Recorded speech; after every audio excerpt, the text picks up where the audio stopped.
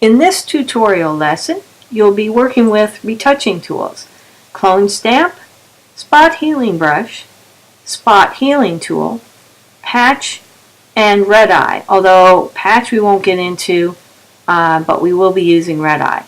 All of the tools and adjustments can be made on a layer, leaving the original intact, except for red eye.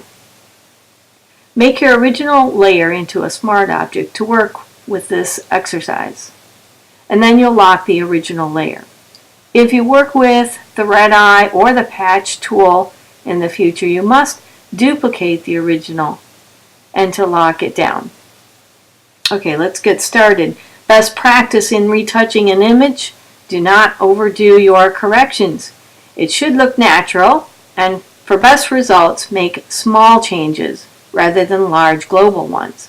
It doesn't take long, and you'll gain mastery with just a little bit of time. Here I have an image open, the skin.jpg. If you have it, you can open that up, or you can find an image of a person that needs blemishes to be taken out. Convert the background layer into a smart object, and to do that, we want to go to the Layers flyout menu and choose Convert to Smart Object. Okay, this locks that object so that layer is like an object and it's protected from being manipulated. And you can see here, no matter what tool I have, I can't use it directly on that layer. So if I try to paint over this, okay, I'm getting a warning. Smart object must be rasterized before proceeding, which we can rasterize, or in other words, undo this being a smart object. So then we don't want to do that. So I'm going to go ahead and cancel that out. Okay, so the next thing that I want to do is to create a new layer, because we cannot work on the original layer with it being a smart object. I'm going to work on a blank layer above it. Now the idea is to protect the layer underneath as being the original, and the blank layer above it is going to contain all of our revisions, and so it makes it so that your project in Photoshop is completely editable. This is the idea that you want in Photoshop, is to make everything as editable as possible. Erasing things or working on the original layer and changing it. If you have to go back in your changes later, like inevitably the boss is going to come along and say, great, I love it, except can we change this back to the way it was?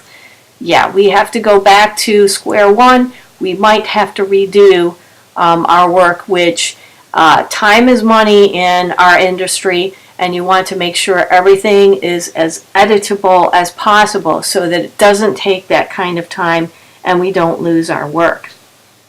Okay, so we have this blank layer on top, and you can see here I have gone in the flyout menu to the panel options, and I made the thumbnail size to be very large as opposed to the small one, because I want to see what's developing on that. Click OK, and we're good to go. So now this one, I could rename it as My Corrections. Okay, so you can rename your layers as you want to. And the first tool that I want to get into here is the clone stamp tool, and that would be this one right here, clone stamp tool. There's also a pattern stamp tool underneath, but we'll work with this one for now. Okay, and so the clone stamp tool, now a lot of people use this and have used it for quite some time in Photoshop. And because that was basically what we had available for patching something. Now, I want you to see also in the options panel up at the top here. So we can make an adjustment as to the size of brush or area that we're going to be utilizing as our stamp. Okay. Basically, the stamp tool is used to replace patches with copies of an existing texture. Spots like moles can be replaced, and I've got a huge thing right here to be replaced, and so I kind of want to get into that area. Some of these moles. Okay, so we can make a brush the size we want to. The hardness can be a little bit softer on the edge. Plus, what are the other things here? Opacity, I do want to keep that up. And across here, one that says sample, and there's a drop-down menu here. The default is to use the current layer, but there's nothing on the current layer. I want to pick up what's below it. Now, there's two other options, current and below, which means basically the situation that I have right here is a blank layer, the current layer. And I may be putting some revisions onto that, and so I may need some of those revisions to pick up for other parts. Plus the below, this zero layer that I have here with the original. If you're working with a number of different corrections on different layers plus your original, then you might want to select all layers. So in our situation, I'm going to choose current and below. And what I want to do is pick up an area kind of nearby, but not right on top of it. This literally takes a stamp of whatever it is you pick up. So for instance, if I were to go in this area where I've got a mole here, and to pick up an area or a patch area, I want to hold down the Option key on a Mac or and the Alt key on a PC, and you can see here that it's making a little target, and that's giving me the idea of, okay, that's exactly the spot that I'm going to be picking up. So with that held down, you want to click with your mouse to pick up the sample. Basically, we're just kind of picking up that sample from that spot. And as I move over, you can see here it's like a rubber stamp. So if I were to move her mole over here, now I've got a stamp of it. Okay? Not all that wonderful. It's not exactly what I'm looking for. Okay?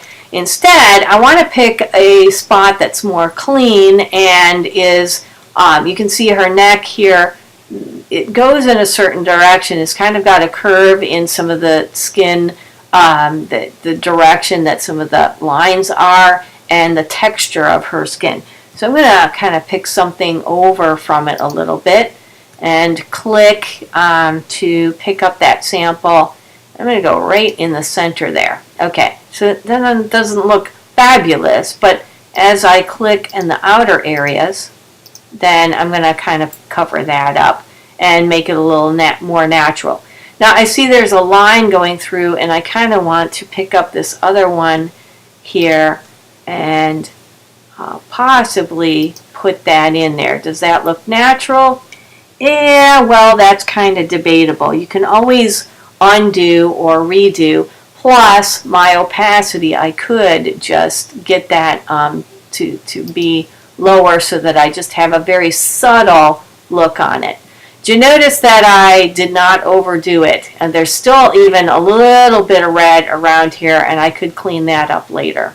Okay, that is the clone stamp tool. In the next video, we're going to deal with the spot healing brush and the healing brush to repair in several different ways.